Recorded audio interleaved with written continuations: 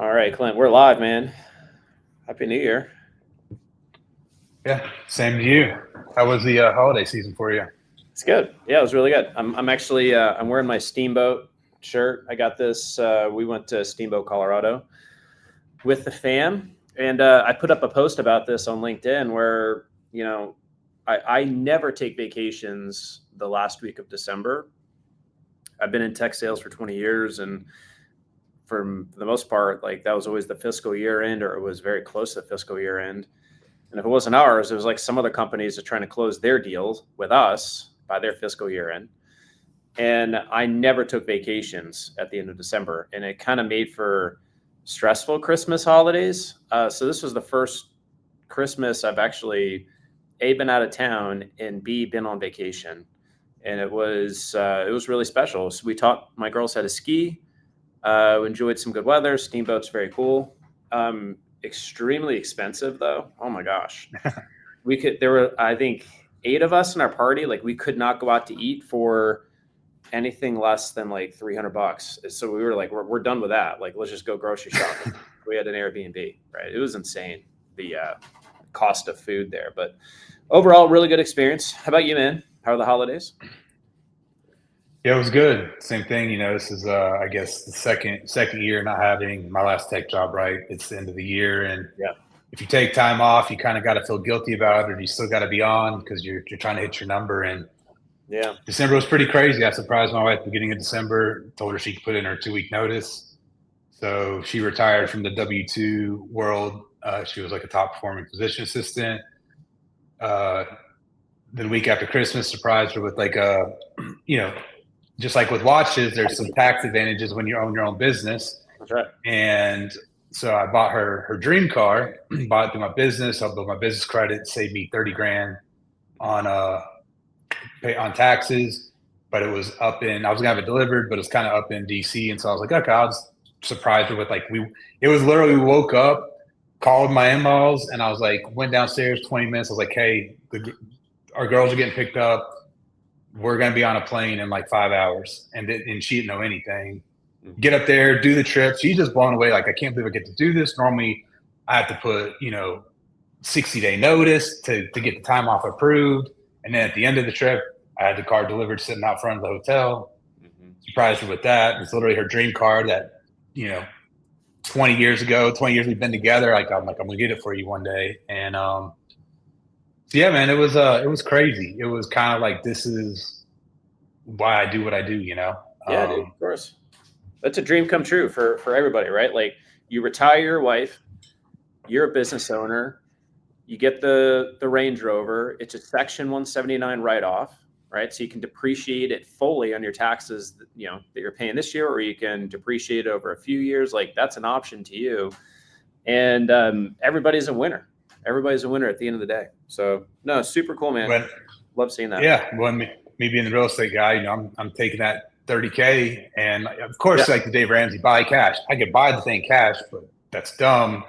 I'm building my business credit. My personal credit's great. I have an aged business, and they give me like, dude, super cheap money, and we're building my business credit, that relationship, and then right, the 30K I'm going to save will, buy in and out and refinance out, and that'll probably get me about 4 or 5 rentals. The forced depreciation alone will be worth more than the Range Rover. The cash flow will cover the payment.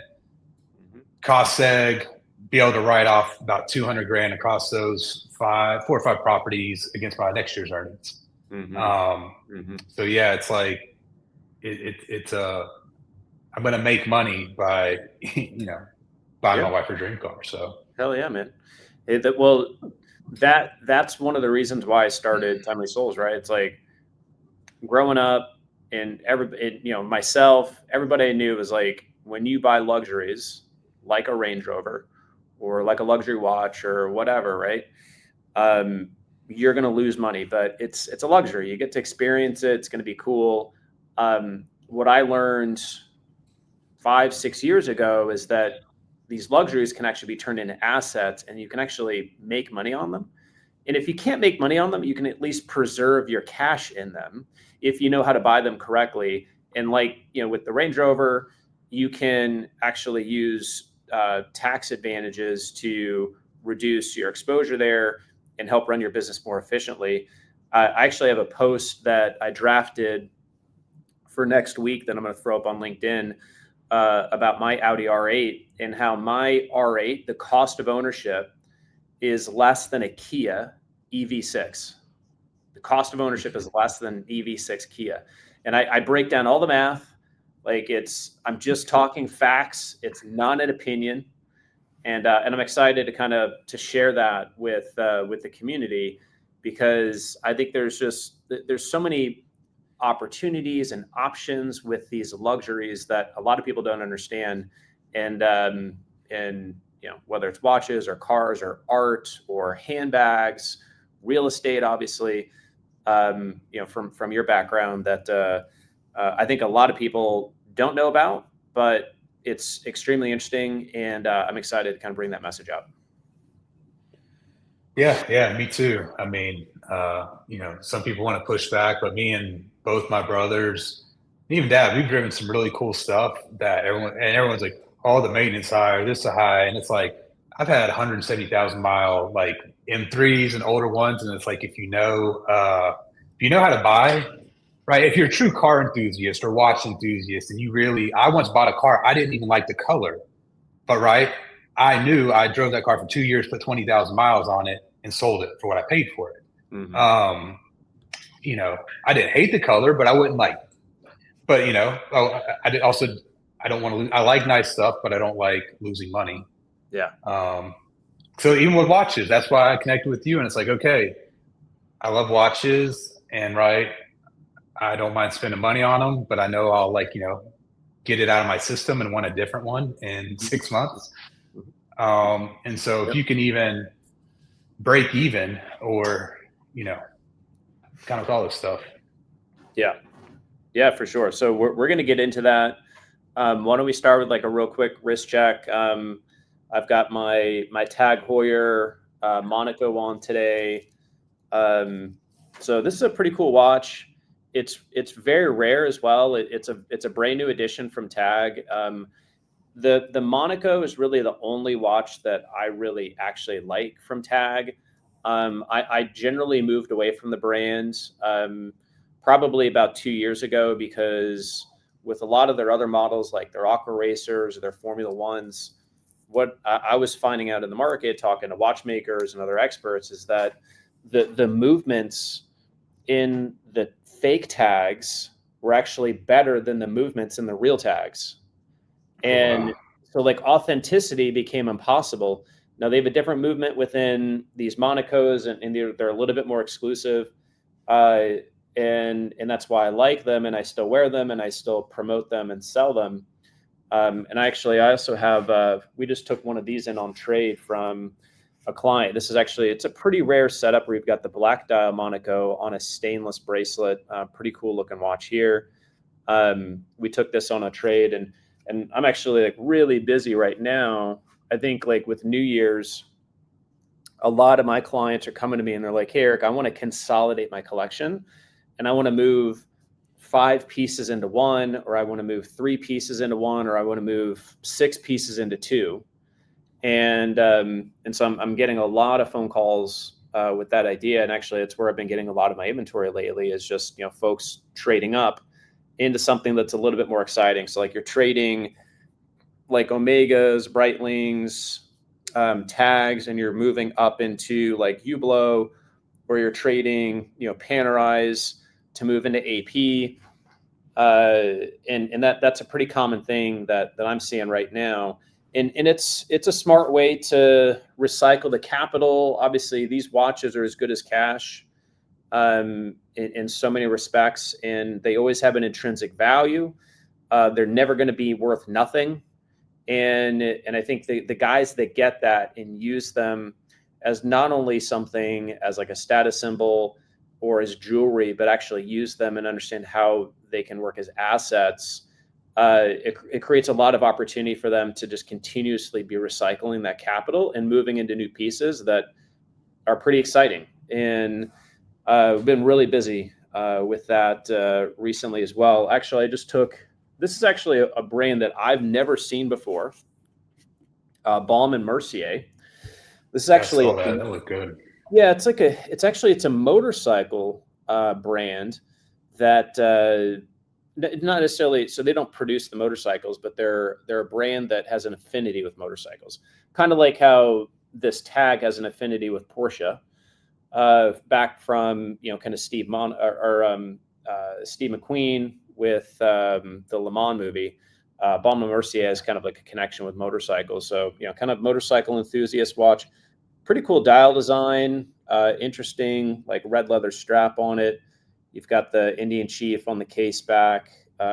This is actually this is a very affordable watch. So this is $2,000, and has a retail of close to like $5,000 or $6,000. So this is one where you kind of park some capital into it. It's not going to really go anywhere. You're parking $2,000 in capital onto your wrist. And so let's say in a year or two, you want to recycle that capital, you can come and trade that in for, the next piece that you want to get. And one of my favorite pieces that I just recently took into inventory, and this is a brand that's getting a lot of popularity across, general like enthusiast communities and across a lot of my clients, and that's Glashütte. So Glashütte is actually, they're a German brand. So most everything that I carry is actually Swiss, but Glashütte is a German brand. And this is a beautiful watch because I love the open heartbeat dial. I think the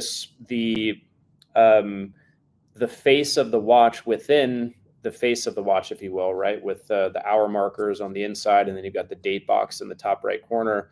I think it's just like a very exciting design and something that you don't really see very often. And this, in my opinion, is a great networking watch. Like, this is a great watch for somebody to wear in any type of business environment because you've got the black leather strap. It really could go with any type of business attire for the most part. And it's an icebreaker, right? I mean, if somebody sees this on your wrist, they're gonna be like, what is that, right? It looks insane. And you've got a story to tell.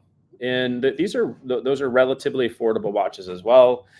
And we can kind of get into a little bit more of like kind of some inventory stuff a little bit later, but that's a brand that I'm going to start carrying a lot more of in 2026 because I'm seeing a lot of excitement across my customers for that brand and across other communities of watch sellers that I work with.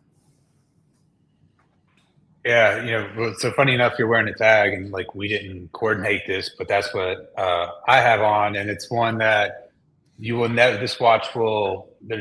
No one would ever give me. Basically, it's priceless, right? It's the first, somewhat of a watch with a name. I've had it for 19 years. Right. It's not crazy expensive, right? I think if I tried to sell it now, it's not anything crazy, but um, and I've changed out the bands different times where, the white stitching, the black leather when I used to wear suit and tie, and like people were like grabbing like, what is that? What is that? And I'm also right. I'm in Knoxville, Tennessee. I mean, there's money here, but there's also, it's not like, you're in Miami where everyone's just walking around with a Richard Mille or, a rainbow Daytona. Um, Yeah. So it's not hard to get some attention. And I've connected with people who are into this brand, and actually led to one of a bigger deals I did about a decade ago in my career. But so funny enough, that Monaco, I remember for the longest time, because I'm sure you see it, right? Once somebody, if their first one is a Breitling or a Tag or whatever, then they kind of like with cars, right? If they end up buying an Audi versus BMW, Mercedes, and then they want to go through all those. So that Monaco, the one you have on, I hadn't seen that color combo, but the older ones, that was a watch like I was like, wanted for a while. I'm curious, the one you have now, how much was that like retail, and how much is it like now? Yeah, so this is actually, it's a very interesting watch because it's brand new, it's actually a market value watch. So what that means Okay. is that it's actually worth more right now than its MSRP. Oh So wow, that's rare for a tag, right? yeah, it's very unusual for a tag. And this is one that is more for like the exclusivity seeker, somebody that wants something that is very rare. In fact, I think the one that I have on my wrist here, this is one of only 2 available in the United States, right? It's for Oh it's for wow. somebody that's the exclusivity seeker. They understand, kind of what it is that they're wearing, and they're willing to take a little bit of risk, right? So, like when something is valued at more than its MSRP, it's very much subject to the laws of supply and demand, and there could be some downside risk on the watch, but that's something that they understandably bear because they want something first, and they want something that they can wear that's exclusive and resonates with them for whatever reason. So this is a watch that I would say is for the more advanced collector. Now this is a value-based watch, right? So what that means is that this thing sells for below its MSRP today, and when you purchase it at the price that I have available on my website, it remains a pretty good store value, right? So it's not going to decrease in value. It's not going to really increase in value that much, other than when there's just MSRP price increases on the on like kind of the boutique side that will carry over into the secondary market side and provide a very soft lift to the watches themselves. And so that's one that is like a safer play. It's a more predictable, reliable play in terms of looking at these things as like a reliable store of value on your wrist.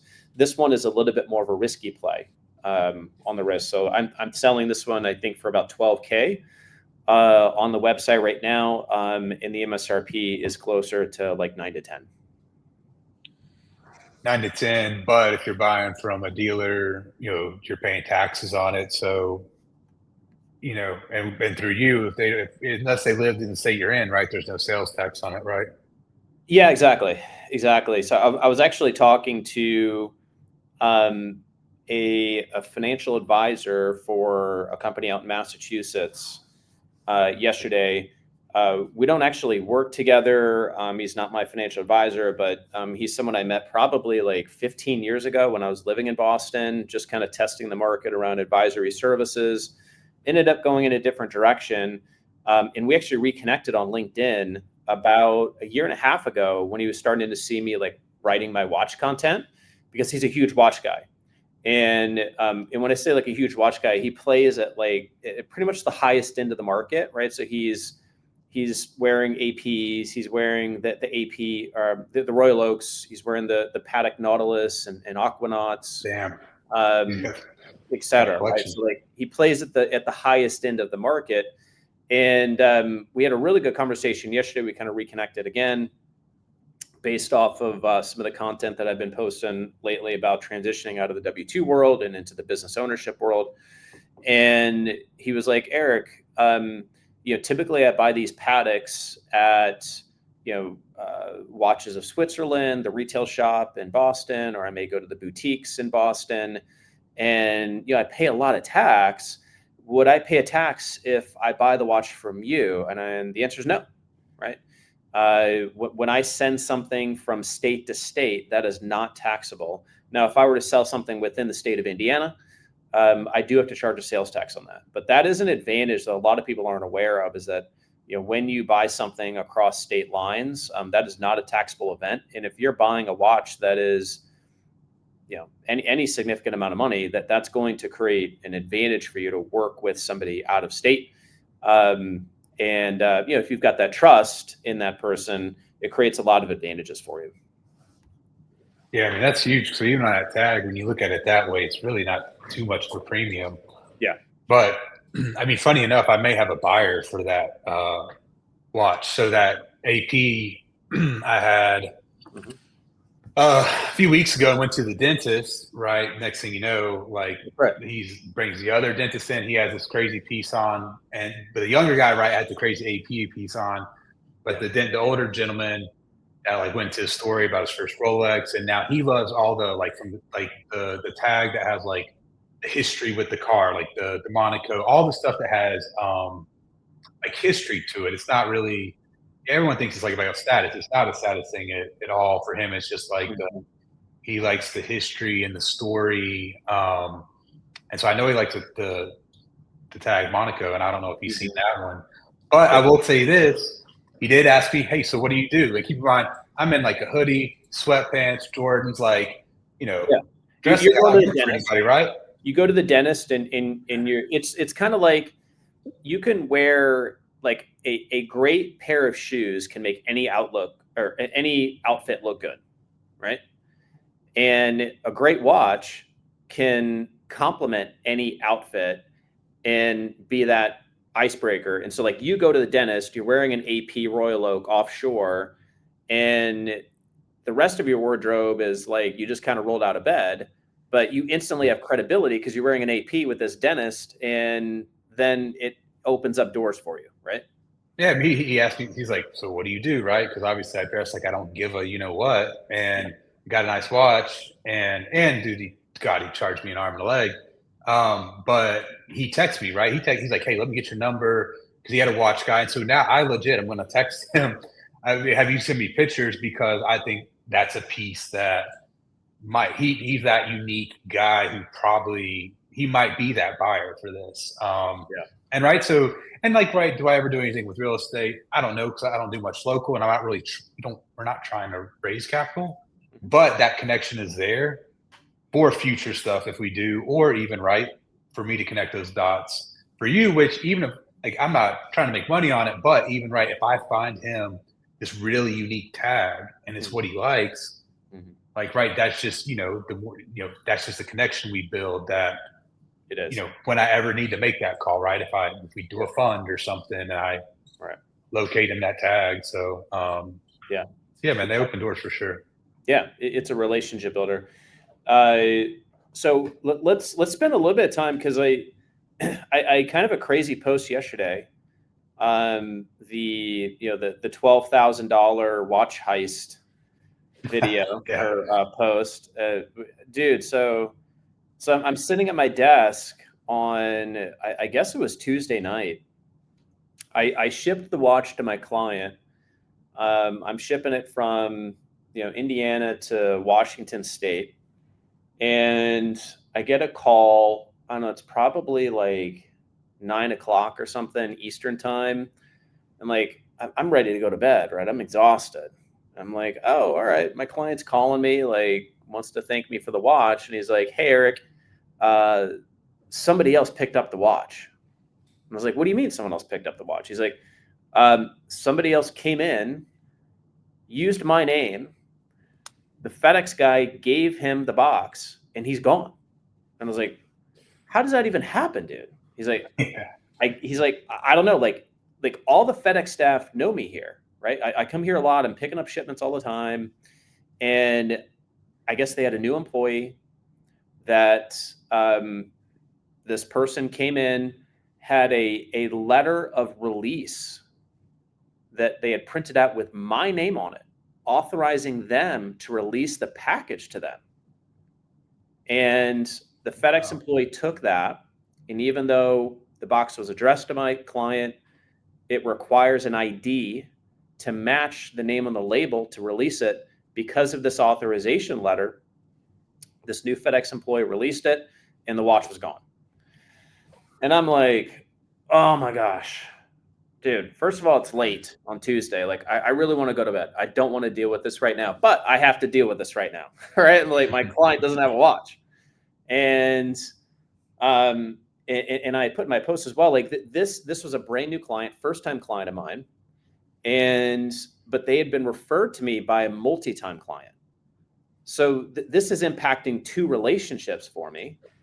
And so I have to resolve this immediately. And the only way that I can resolve this immediately that's going to make my client and my other client happy is that I refund the money and I let them know that I will solve the problem on my end in terms of the insurance claim. So that was my commitment to them.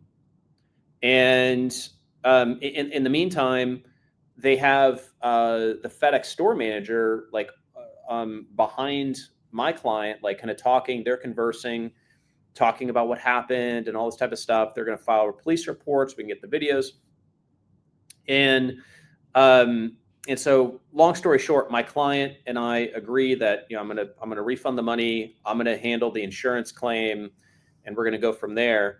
Now, while this is all playing out, there has been more broadly within the community a a ring of stolen, highly insured products across FedEx offices in the United States, and this has become such a trend that it's gotten a lot of momentum within kind of like my private like kind of watch trader networks, where look, we send tens of thousands of packages every month, but when a few start to go missing, that is highly unusual, and it creates a trend, and it creates a lot of alerts and a lot of anxiety and a lot of risk for us as business owners.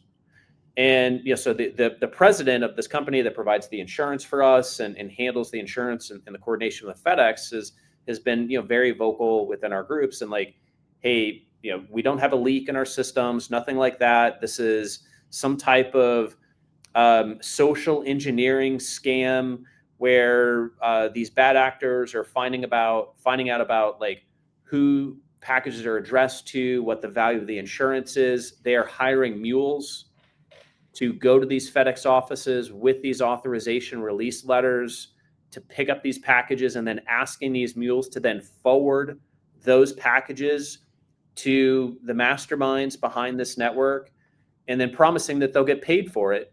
But as soon as the package is forwarded, this person in this company that hired the mule as a package expert disappears, and the mule is left with no money and having participated within a criminal ring. And that's exactly what happened to this package. Jeez. This person came in. Now, what's really, I had a guardian angel over me with this situation, because what happened is that 30 minutes after my client called me, and my client had left the FedEx office calls him. I was on the phone with him, kind of talking about what the next steps are. FedEx office calls him. He's like, "Hey man, hold on a second. I'm getting a phone call." So like I'm hanging out for like a minute. He comes back. He's like, "Eric, the package was returned. I'm going back right now." I'm like, "What do you mean it was returned?" He's like, "It's back there. I'm gonna go see if the watch is in the box." So he goes back, calls me. He's like, "I got the watch."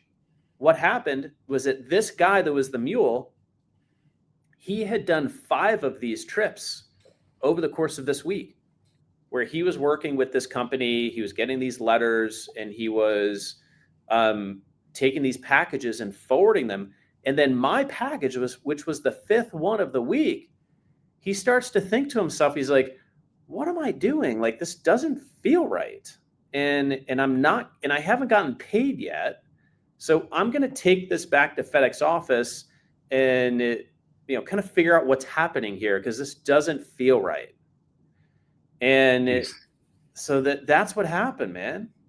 And I'm telling you, like, I'm incredibly lucky and blessed that this happened, because it prevented me from generally a worst case scenario, and having to refund and then wait 30 days for insurance to make me whole. My client, I guess, is as happy as possible considering the circumstances. But then I don't have to. I'm not stuck like fronting this money for something that I don't get back, right? For another 30 days. So yeah, this was crazy, man. This all happened on Tuesday night, and I think like the lesson to take away from this is like for for generally like consumers and buyers that they're using shipping companies, it's definitely a warning, but it's not it shouldn't be a deterrent, right? Like if you think about the number of packages that we send that are highly insured on a monthly basis, like we're talking about like 1/10,000% that your package is going to get ripped, right? And when it does, insurance is going to cover it. And when you work with a reputable dealer and a reputable partner, they're going to make you whole immediately, right? So it's painful, but it's something that is solved and resolved. So it's not necessarily a reason that we should stop sending packages by any means. Yeah. But it is something that that I know that law enforcement is tracking. I have no doubt that this Good Samaritan, I guess I'll call him that returned the package, is is being questioned by law enforcement and is going to be a key resource as they try to like bring down this criminal syndicate. But it's just a wild thing because like you hear chatter about this stuff happening in the group and like people are talking about it, and then it happens to you and you're like, wait, what? It happened to me? Yeah. And what's really crazy, man, let me tell you this. So like then yesterday, like I'm driving my girls to the barn. And by the way, that's something I could never do in my W-2 job on a Thursday afternoon because on a Thursday afternoon, I'm typically in like marketing meetings. But I was like, I'm skipping out early. I'm going to the barn. I get a call from my client that I sent an Omega Speedmaster to, and he's like, "Hey, Eric, the package was delivered, but it was never delivered to me." And I'm like, "You're telling me this happened to me again?" But I told him, I was like, "This must be a mix-up. Like, there's no way that this happened 2 days in a row to me." I didn't tell him what happened to me the day before, but it ended up it was a mix-up. The address that I used for him was his business address. He thought it was going to his residential address. He called his business. They're like, "Yeah, we have your package. Of course we do." He went and picked it up. We're good. Right. So I was like, there's no way. This has to be a mix up. And it was a mix up. But yeah, crazy stuff, man. It's wild. It's wild when it happens to you. I'm incredibly lucky. And I really hope that, having been impacted by this and having seen others impacted by it and understanding how lucky I am and how unfortunately others weren't in a similar situation. I hope that they, get these scumbags running this scam in this ring where there's so many victims. It's wild. Yeah, I mean, I thought I was gonna have my free Breitling here by today. So Wait a second. Hold on. um, no. Well, I say also what's probably crazy about that is like you're not even 30 days into like all in on your side hustle, and so Yeah, I'd imagine they're just or not side hustle, right? You're full time and you're not in your W-2. So there's probably, I'd imagine, just a little extra emotion around it too, right? Because you're like dude, trying yeah. to get this going, and I mean, like you're literally you're on a very thin line of risk management, and something like this is very difficult. It's very difficult to come to terms with. But fortunately, it ended up being, I guess, a cool story. yeah.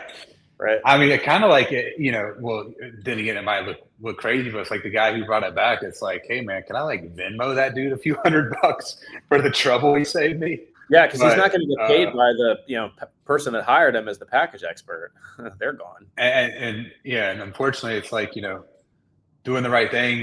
Rarely actually it pays. It's just good to do the right thing. But that is awesome. That guy at least started connecting the dots, and because he could have connected the dots like, oh, I'm not getting paid. Well, I'm gonna like Google this watch and see what it's worth and just peace out. So yeah, I know, man, that's crazy. I know. Yeah, it really is. So why don't we jump into like some inventory, right? So I've kind of already previewed a few things, but there's a few pieces that are, I think, pretty interesting, and I'll actually kind of preview a bit of my predictions for 2026 in the watch market, and I'll kind of share some examples of some different pieces that I think mark an example of where I think the market's going to be headed in 2026. And just to reflect a little bit on 2025, it was a very, very strong year for the watch market.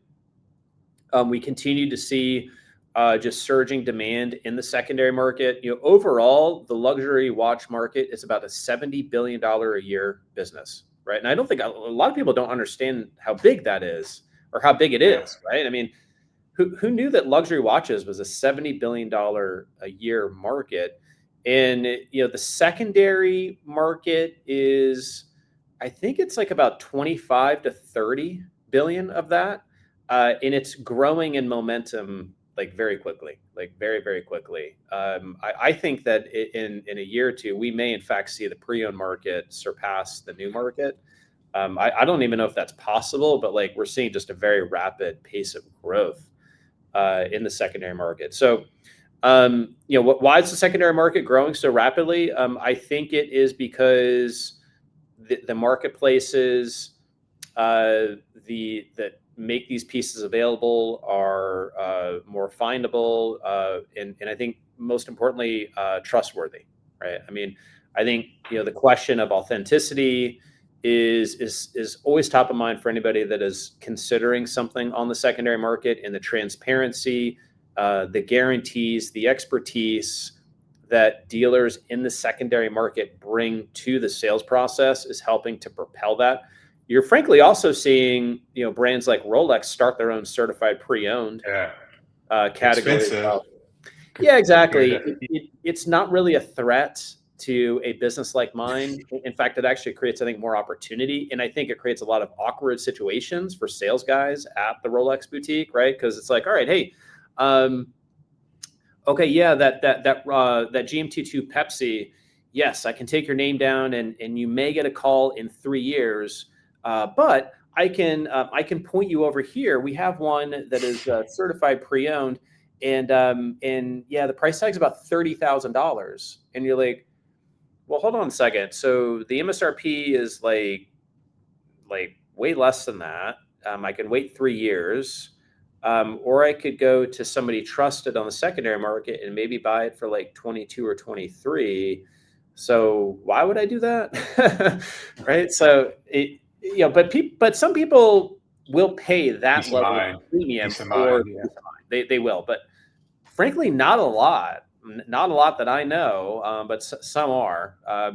My business last year, we sold a lot of Rolex, probably 35% of the volume that we did in TimelySoles was Rolex. And what's really interesting is that I do stock Rolex for sure. I have, for example, I have this GMT2 Sprite.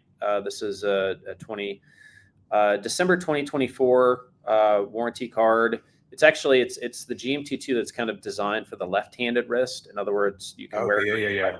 right, because it's got the crown on the opposite side of where they typically are. And so I do stock some Rolex, but Rolex is so liquid, and I have a couple dealer partners that almost stock exclusively in Rolex, and I just trade inventory with them, and I can find pretty much anything brand new or pre-owned Rolex very quickly, very reliably. And that's where a lot of my Rolex volume comes from. So I don't really tie up my capital into Rolex.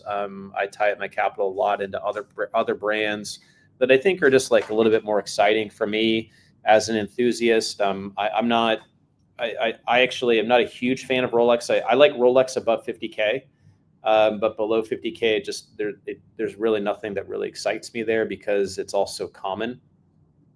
I love. I would. Yeah, go ahead. I would add though, because for anybody who's gone, who's in the watches or anybody's watching this, it's like you've also been in this game a long time where you've got to go through all the phases, so you have like the more like fine line taste, you kind of like gone through all the like mainstream stuff. So Yeah. Right. but I get what you're saying, but I also am like, yeah, I hear you, but I think there is some cool stuff under 50 that's like, do I want to keep it forever? I think I mean, look, you're in the majority. You're in the majority, right? I mean, now like some APs but I mean, yeah, I like the other stuff, but yeah, the more expensive stuff, even better, of course. But yeah, exactly. let me ask you this. Yeah, go ahead. So for people who are on here, I think some might just go to your website and think like, oh, that's all he's got. Like he doesn't have what I want. But a large part of your business is like people just coming to you saying, hey, here's the ones I like. Can you tell me, which one's a better buy? And then typically when they're sourcing through you compared to like Chrono 24, there's no tax. And are you typically priced better as well? Yeah, typically am for sure. So there's major advantages because I don't have the same overhead that a lot of the stores that post on Chrono 24 have. There's no taxes when you're dealing with someone like myself, but obviously there is if you're in Indiana. But I have a handful of clients in Indiana. Everybody else is based outside of this state, right? So there are definitely advantages and efficiencies to working directly with a trusted partner like myself, and also the advice and the expertise that I bring to guide based off of my own personal experience with these pieces, to make sure that you're safely getting into the piece, securely getting the piece that you expect, and putting yourself in a position where you're not losing on the depreciation that the first guy did when they bought that watch for the MSRP retail, right? So I think that's a huge advantage that I have in my business that I'm able to offer to my clients. And one of the the big trends for 2026 that I think we're going to continue to see is just the devaluation of the dollar, and that is going to be propping up assets in the United States. You're seeing a lot of money from overseas come into the U.S. because of the devalued dollar, and it's propping up these assets. And luxury watches is one of those assets that's getting an inflation based off of the devalued dollar. So you're seeing pieces in all gold, in particular, really kind of ride the momentum of the devalued dollar, the rise in spot gold, and you're seeing these pieces do pretty well. In terms of how I think price trajectory is going to continue moving into 2026. So one such piece is the Hublot. So Hublot is a great brand, Swiss. This is their Aerofusion. So you've got an open skeleton dial. It's in King Gold, which is their like It looks crazy. Proprietary gold with Hublot. So you've got the open case back. This is an automatic watch. It's very heavy. It's very heavy, right? So like generally, the value, the intrinsic value of the gold alone in this watch is something that's very interesting for people that are like speculative in that respect. But it's also, I think, this is one of the cooler designs. And I think Hublot is one of my favorite brands because I'm not necessarily into the watches because of the horology. I'm into the watches for the asset potential and the business networking potential and the wearable art potential. And Hublot actually checks all three of those boxes for me. When you've got a watch like this is an outstanding business networking tool. I also think it's wearable art on your wrist, which automatically creates icebreakers and exciting situations when you're meeting new folks. And it also can be an asset on your wrist because the MSRP on this watch is north of $40,000, but this watch is available for about $20,000, available on my website. And so it's something that somebody took a $20,000 hit on this What's the watch. melt value on it? Yeah, great question. So the melt value on this watch is about $12,000 to $13,000, right? So I mean, and that's what's really interesting. And then another kind of rose gold that I have. So this is the AP offshore. This is the 44 millimeter. So you've got this in the rose gold case. These are very popular watches for the guys that have like big wrists. So if you've got a wrist that's like 7.5 inches, 8 inches, like this is an outstanding wrist wear for that type of guy. These are very popular with just kind of like general AP enthusiasts, and I typically see a lot of guys that will be wearing Hublot, and then they'll trade in their Hublot and they'll move into AP. So like a guy that might be wearing this piece here and spend like $20K for this, trades this in, is like, hey, I'm ready to move into a little bit of a bigger boy watch.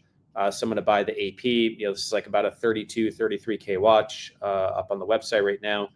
And it offers a lot of appeal. And this, the AP brand is outstanding in terms of its appeal just generally as a watch brand. It's like right up there with Rolex. It's right up there with Patek Philippe. AP has an outstanding brand and horology behind its watchmaking, which creates another kind of like goodwill bump to the value of the watches themselves. And while that's not as important to me, it is important to a lot of people. But it's an outstanding piece for business networking, and it's an outstanding piece from an asset standpoint. Yeah, so those are a few pieces. I've got a lot of Cartier in stock as well, and a lot of IWC in stock too. These are two brands that I believe are undervalued in the market right now. So I've been buying very heavy into both of those brands because I see that there's going to be a bump in the pricing, in the market pricing for both of these. And like my thesis around that, or the evidence that supports that thesis, is that we're actually seeing Cartier, their new models that they're introducing into the market are actually depreciating less and less every year.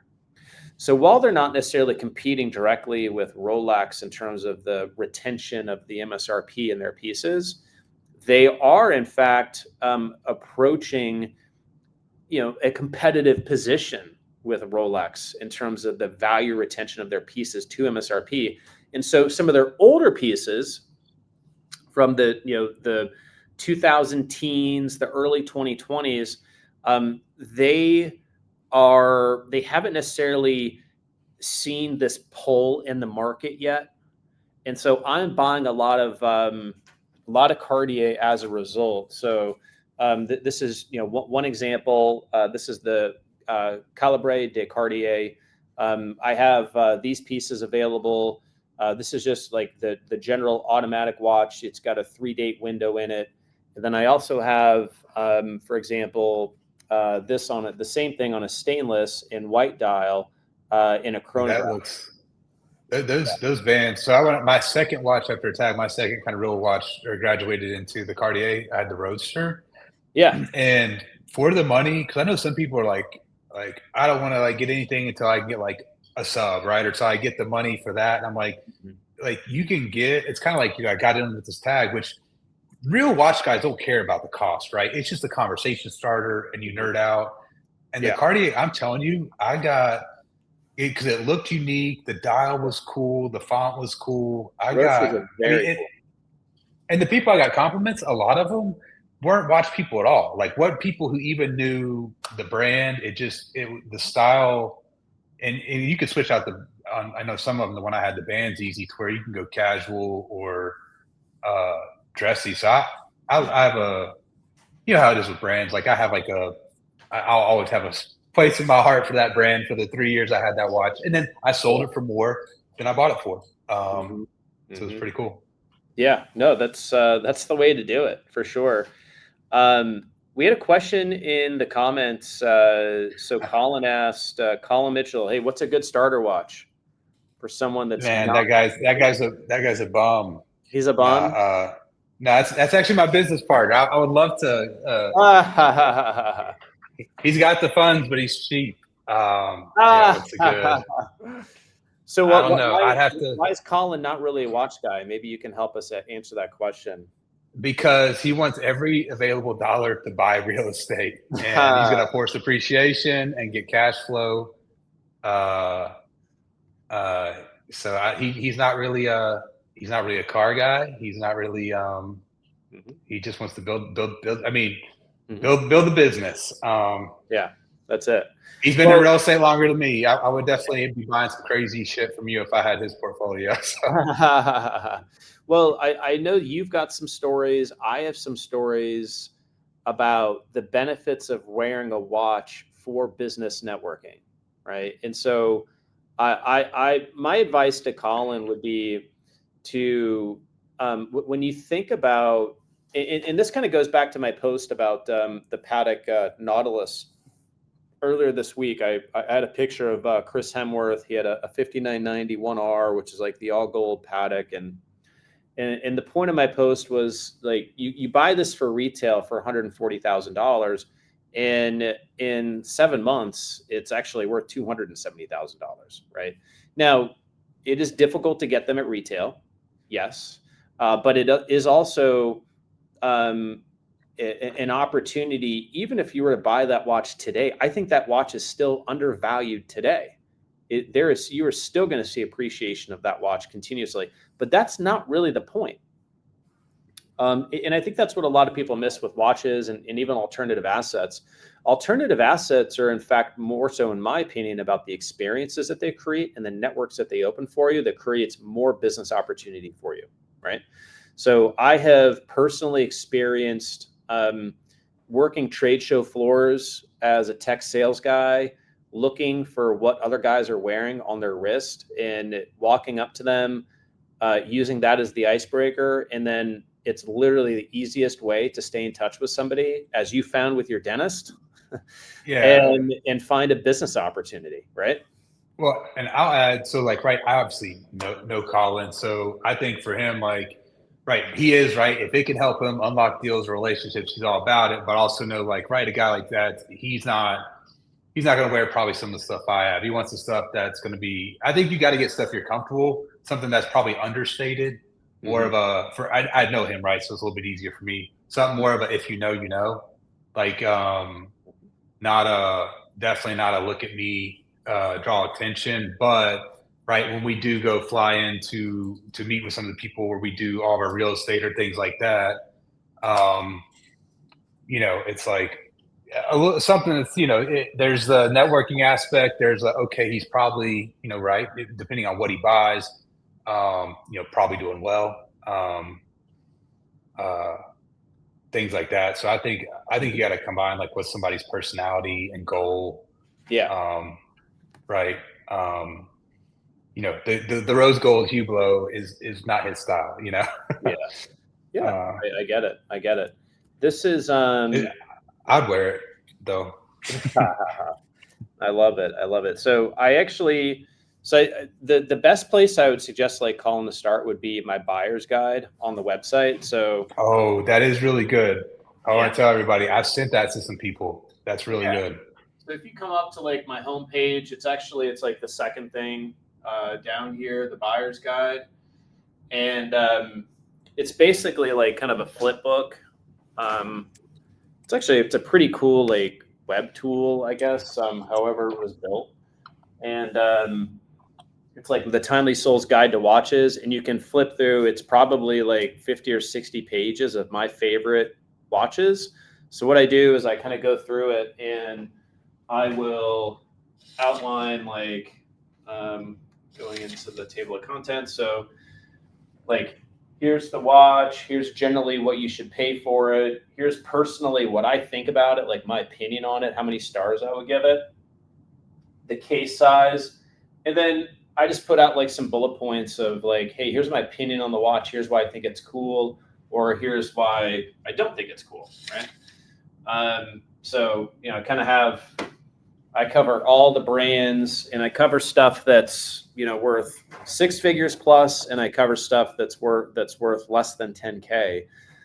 So that guide is, I think, a great one for anybody to check out that's interested in, kind of getting an idea of like what a good starter watch is. Cause like I could give you some opinions and suggestions, but that's a great place to start. And then we can have a conversation from there.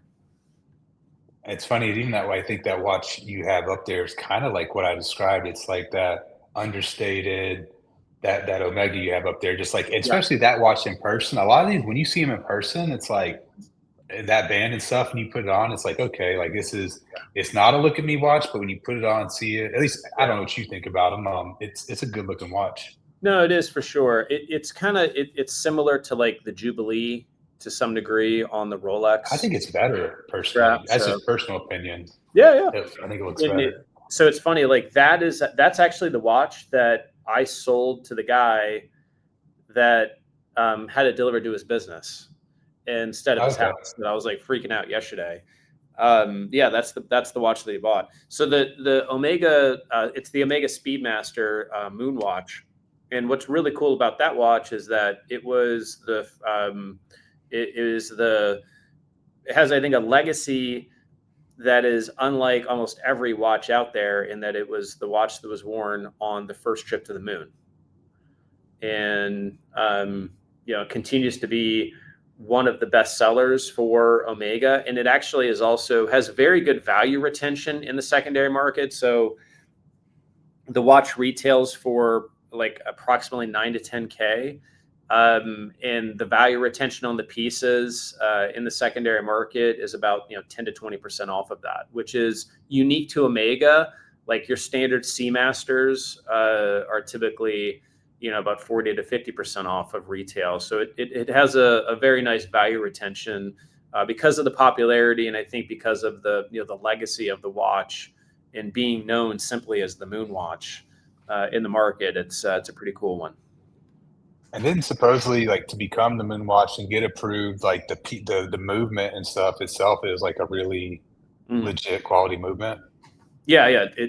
It's an outstanding move. Omega just does really good movements all together, right? So their movements are outstanding, and I'm a big fan of Omega. Specifically the James Bond model. So I have a lot of James Bond stuff in stock right now. I have the James Bond. This is the Seamaster. This is the 50th. Or I'm sorry, no, this is the 40th anniversary Omega James Bond. That watch looks perfect for Colin. I'll get Colin to buy that one. How much is it? This one, I believe, is just under 9K. And you've got the open case back, and kind of like the coat of arms on the back. They also do another like a pretty cool job as well. So this is the Omega Spectre. This has, I think, one of the coolest styles. You can kind of see like the hexagonal dial with the reflection there. It is also has a pretty cool case back with like an actual like bullet on the back. Oh, yeah. That's pretty cool. And it's an automatic watch. The yellow definitely pops on it. And then if you're into like white dials and you like the James Bond stuff, I've got the James Bond Commander's watch. So this is a on a full stainless bracelet. It's got the open case back as well, similar to the other two, automatic. And actually, like the seconds hand, if you kind of take a look, it's got like 007 on it. Might be a little bit difficult to see here, but another very interesting James Bond piece. So yeah, I'm a big fan of Omega. I'm a big fan of carrying their James Bond stuff because it's very popular. I'm also a huge James Bond fan. I grew up. My dad was obsessed with James Bond, so like we would always watch all the movies. So it's like GoldenEye. Yeah, a little bit of a reminder on my dad. But they're also, I think, some of Omega's coolest designs as well. So, all right. So, man, we got like 2 minutes left in this thing. Where did time go? So, I think we could talk watches all day. Hey, man, like this is it. This is the fun stuff. And, I used to like this hour, 11:30 to 12:30 every Friday. I was in like forecast meetings for my tech business. Like I'm, rolling up numbers, defending my forecast, hoping, praying that what I say is actually going to happen. Sometimes it would, sometimes it wouldn't. And so to be able to talk watches during the same hour, it's poetic, honestly, in the reality that I have been able to create for myself now as a business owner, where literally I was a W-2 guy just like 90 to 120 days ago. Sometimes limping into a forecast meeting and rolling up a number, and now I'm just like, hey dude, let's just go on LinkedIn Live and talk about watches and let's hang out. And it doesn't get any better than that. So yeah, cool. I think owning your time is, I've learned, even though I in the beginning I wasn't making as much as I was in the W-2, and truthfully now it's way more. But honestly, even if it went back to what I was making in W-2, but just to do what I want, kind of when I want, is for me, for somebody who doesn't like authority, doesn't like following rules, like this is the route I should have did 10 years ago. I know. It's less the non-guaranteed check, like basically not having to answer to somebody or justify to what I do is less stress to me than like I have a guaranteed fat, consistent paycheck. Like no, I'm way more happy. I'm like, okay, all I gotta do is like come up with money to live and I have total control of how I do it. Mm-hmm. That's way less stressful for me. Like way less stressful. Totally, man. Totally. Well, John, I agree with you, my man. We should talk about watches all day, and I do talk about watches all day. So that's pretty cool. Pretty cool. All right, man. Hey, great to hang out, Clint. Good to get kind of the first one of these lives in the books for January. I know we'll do these again. It's fun. It's easy, and I really appreciate the engagement from everybody too. It's super cool to kind of and y'all like give us some feedback on what you want to hear, what you want to see. Right, if you want to deep dive, hey, what should I get at 5K, 10K price point? Whether and then brands. I know that's my interest with this is, how can we have fun and spend some stupid amount of money on a watch and not lose our ass. That's right. And the last thing I'll share is that like when you buy a luxury watch correctly, you're not actually spending money, you are parking capital on your wrist, right? So so anybody that's still on, thanks for hanging out. Send me a DM on LinkedIn if you want to talk about anything in particular, if you want to get an opinion on like watches that you own, if you want like a trade value on them, if you're looking for something new, or if you just want to talk about watches, I'm totally game. Let's hang out. Good to see you, Clint. Have a great weekend, buddy, and we'll talk soon. All right, man. See ya. See ya.